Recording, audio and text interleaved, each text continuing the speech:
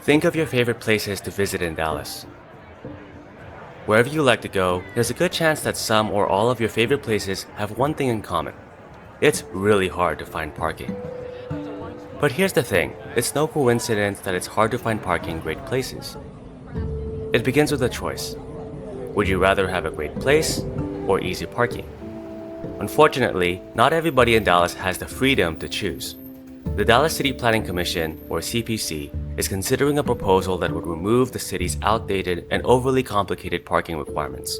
Better Block and Dallas Urbanists have teamed up to share the stories of local businesses negatively impacted by the city's current parking requirements. After hearing the real stories of local small businesses in Dallas, you'll learn how parking requirements destroy neighborhood character and deprive communities of the services they want and need.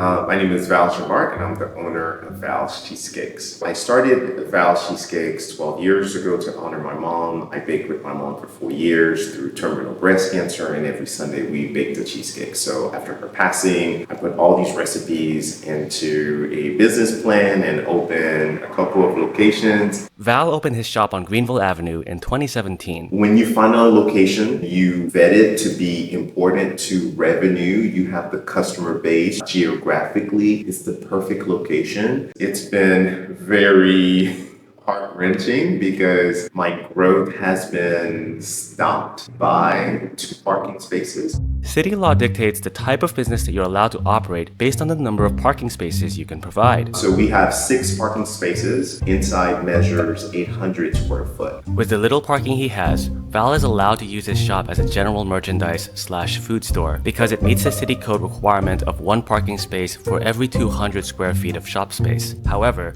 the city has restrictions on this particular land use. I can't create outside sitting. I can't create indoor sitting. So right now we're just a grab and go.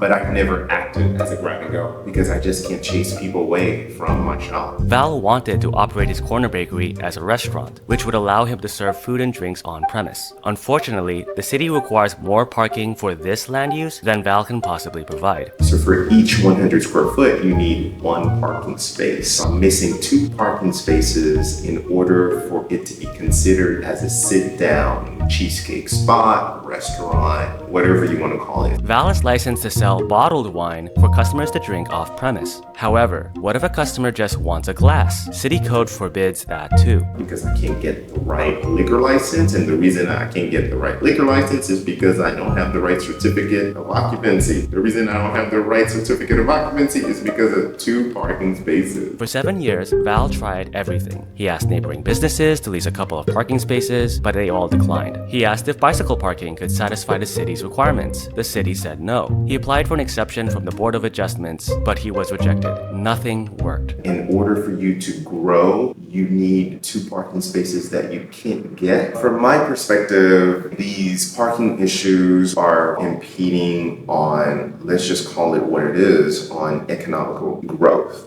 Every year, Val's Cheesecake misses out on the Lower Greenville St. Patrick's Day block party, which longtime Dallasites know is a huge deal. Some businesses earn a month's worth of revenue in a single day. Yet, despite his shop being located at the center of the action, Val receives none of that windfall because the city forbids him from serving food and drinks on premises like a restaurant. So that's where we are. We've lost a lot of revenue for the past 10 years because of 2 parking spaces. And then there are people depending. There are 8 people working at Val's Cheesecakes. And there's the ripple effect of just 8 people not being able to grow the salary, and me as a business owner not being able to grow myself and impact the community through my brand.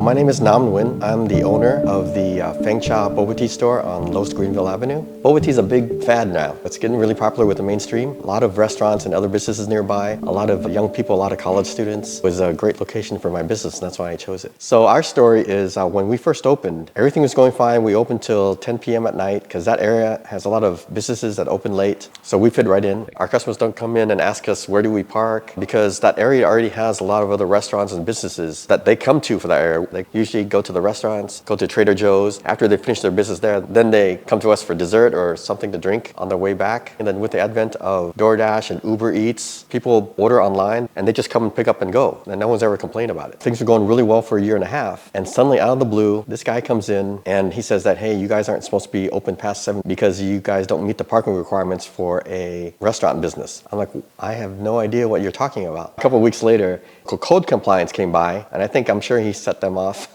and they gave us a citation. And this is the first I ever heard about it. I'm like, what happened? I went down, I talked to the Dallas planning department. They told me, yeah, based on your business, you have to have 7 parking spots allocated so that you can be classified as a restaurant. But since you don't have the parking requirements, we can only classify you as a fast food to-go store, which means you have to close at 7 p.m. every day. Cutting Feng Chaw's hours dealt an immediate blow. Our revenues for the year or so after that, after we had to shut down, at least 20 something, almost 30%. Because that area is a lot of younger people. The nightlife, if you know that area, very busy in the evenings. Just like for Val's Cheesecakes, Nam could not find anyone willing to lease to him the parking spaces he needed to satisfy the city's minimum parking requirements. There are some places with big parking lots, but you're not able to use them, correct? I've inquired about all these. None of them have any available space for me to join. So there's just nothing around that area that is available. Trader Joe's and a bunch of restaurants, they have one parking agreement to share certain parking spaces. Other restaurants have certain parking agreements to share parking spaces. And now I've tried to talk to other people. I've tried to find any other businesses in that area that have extra parking that we could lease or rent or use. Nobody has anything. And a lot of them are in long-term parking agreements already. And there's no extra spots for anybody to join. So I'm pretty stuck. Ironically, if you walk around Lower Greenville on a busy night, it won't be long before you stumble upon hundreds of empty parking spaces at Sprouts, Fiesta, and even an abandoned CVS pharmacy. Yet, none of those unused spaces can be counted towards Feng Chaw's parking requirement. A fundamental problem with parking requirements is that they replace common sense with strict enforcement of arbitrary rules. To illustrate this point, imagine a commercial block with 4 businesses, each required to have 10 parking spaces to comply with city code. Each business has hours of operation, some overlap a lot, like the pizza and boba shops, while others don't overlap at all, like the coffee shop and bar. At the end of the block is a shared parking lot with 20 spaces. Normally, this wouldn't be enough parking because city code does not allow an individual parking space to satisfy the requirements of multiple businesses. However, city code has a special provision. A single space can count toward multiple businesses if they are in a shared parking agreement and they have either mutually exclusive or compatibly overlapping normal hours of operation. Knowing these rules, let's see how many businesses we can fit in one parking lot. First, the pizza shop takes 10 parking spaces. Next is the coffee shop, but instead of using up the last 10 spaces, they can share with the pizza shop because they have mutually exclusive hours. Next is the bar. Although the bar does not open until late in the evening, the bar and the pizza shop cannot share parking because their hours overlap too much. Thus, the last 10 spaces are taken by the bar. Now we need to find parking for the boba shop. As we learned from Nam's story, a significant chunk of a boba shop's revenue is from late night customers. However, because the bar is already open late at night, the boba shop would need to significantly reduce their hours and subsequently their revenue before they can share in those last 10 parking spaces. This is an oversimplification. The reality for small business owners like Nam is even more complicated. In order to figure out whether a business has enough parking, they need to account for shared parking agreements, delta credits, categories, neighbors, what counts and so, because of the dizzying array of rules and restrictions, finding your place in a neighborhood is more about sheer luck than it is about being a good neighbor. And if you think that after several decades, the city has learned how to efficiently calculate and enforce their tangled web of requirements, you'd be mistaken. According to insiders, up to 80% of the permitting office's time is spent just assessing parking. Every person we interviewed had to pay thousands of dollars in lawyers and legal fees just to sort out their parking situation. The lawyer that we hired, they tried to get the special use permit passed. It did not pass. If I had known this, I would never have signed the lease. My lease ends in another 2 or 3 years, about 2-something years. If I can't resolve this, I'm probably gonna look for a different location because it doesn't make sense to stay here when, another location could be just as good and I can open a lot later.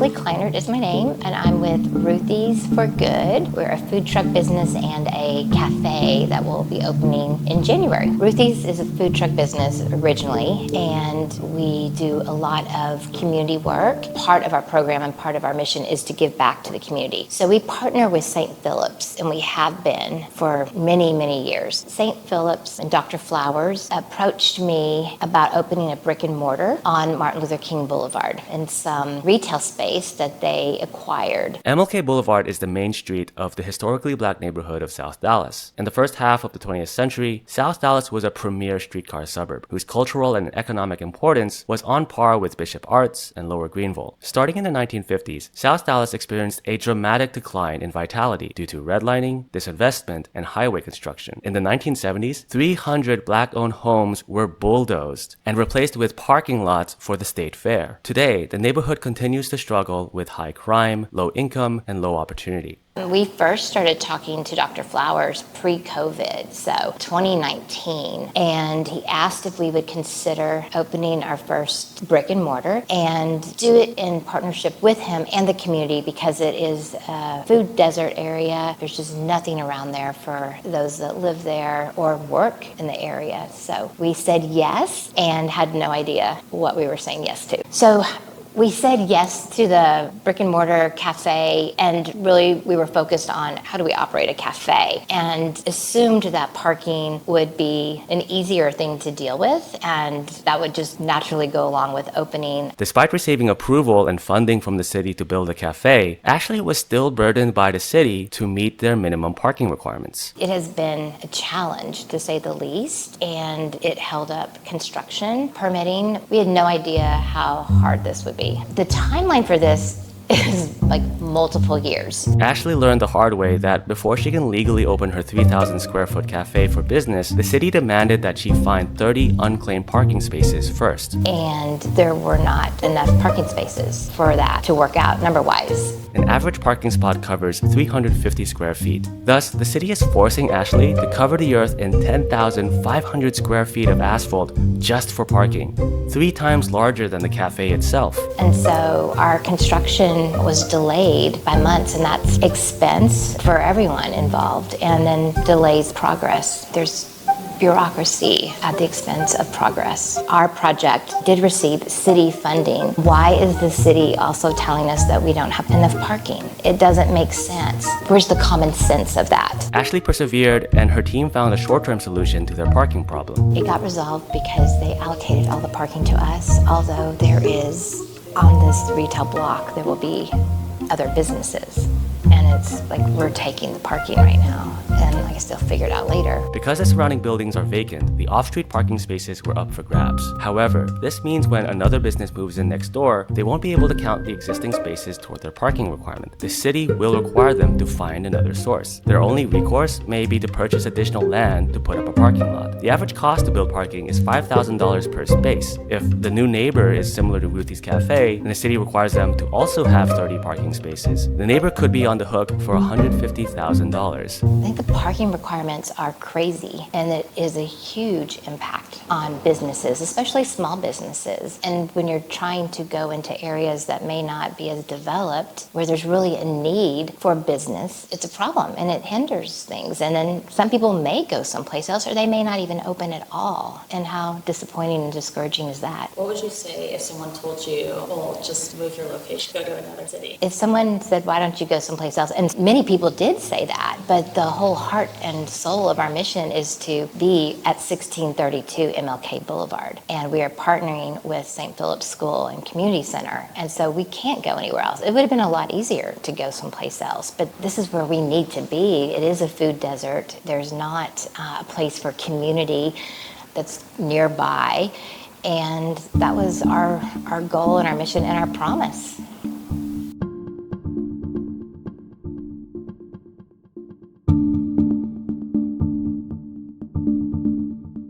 The The challenges faced by Val, Nam, and Ashley are just the tip of the iceberg. Parking requirements are a bigger problem than most people realize. The city, the political heads need to realize this is a big issue, and this is not just an issue for just a couple of people. It's just been frustrating. As a business owner, you want your business to succeed, to put in a lot of effort and time and money into something, have it go really well for a year and a half, and then suddenly for one little problem like this to almost cut our revenues by 30%. Is frustrating and pretty sad. The city's parking requirements prevent neighborhoods from getting the local services and economic activity that they want and need. Current parking requirements really make every project in Dallas, especially for retail, revolve around parking. One of the big hurdles you have when you're working on any project is that you can't get the tenant the community needs or wants because there's not enough parking. So if I look at like the property we did at Oak Cliff Assembly, which is an adaptive reuse with a church, we had to limit the size of the theater on that, which could have been larger. We had to turn away many what they call personal service tenants, which would be like a barbershop, a gym, etc., because the parking requirements are very high for those. We had to turn away many of those, and our parking lot sits empty. The only time we ever have a full parking lot is if we're having a big event, but every day I go there, it's like 20 cars out of 70 spots because there's a mix of uses. Parking requirements make it almost impossible for small-scale, locally owned, and community-oriented endeavors to start and survive in Dallas. When you have small sites, and this is often in your more urban areas or areas that have been historically redlined or neglected, they are particularly burdened by parking requirements because you're trying to force areas that were built and grew up without cars or without an abundance of parking to comply to a post-World War II scenario. More often than not, they struggle to do so. You think you're going to put all your effort into changing the zoning and then finding out just one application is $8,000. But this is where I decided to put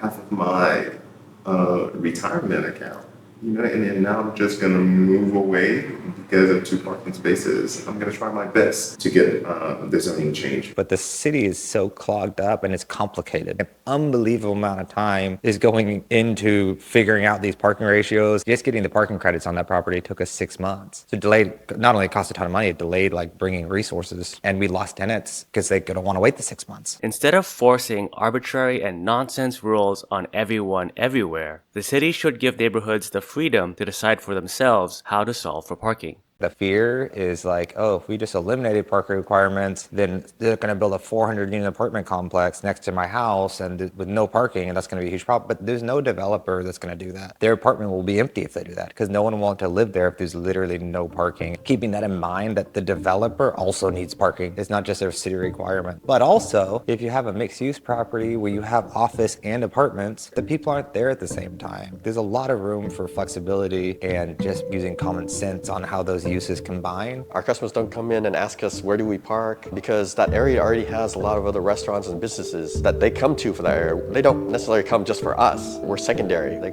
usually go to the restaurants, go to Trader Joe's. After they finish their business there, then they come to us for dessert or something to drink. I would like to add that I think this can be solvable. It is solvable, and that's what's so frustrating at times because we think of our city as this place for such wonderful growth and entrepreneurship and forward thinking, and these things like parking matter, and it's going to affect us. It already is.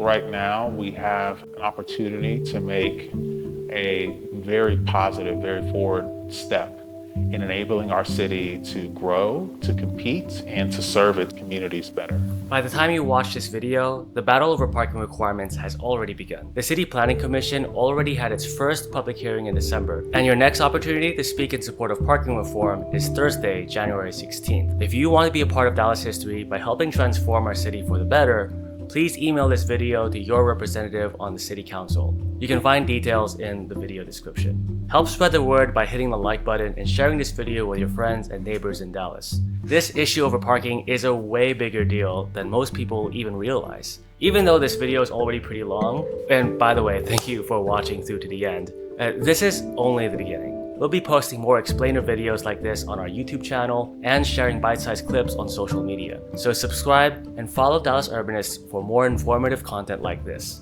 Also, subscribe and support the Better Block Foundation, a 501c3 nonprofit that educates, equips, and empowers communities and their leaders to reshape and reactivate their built environment to promote the growth of healthy and vibrant neighborhoods. My name is Hexel with Dallas Urbanists, Thank you for watching. I'll see you next time.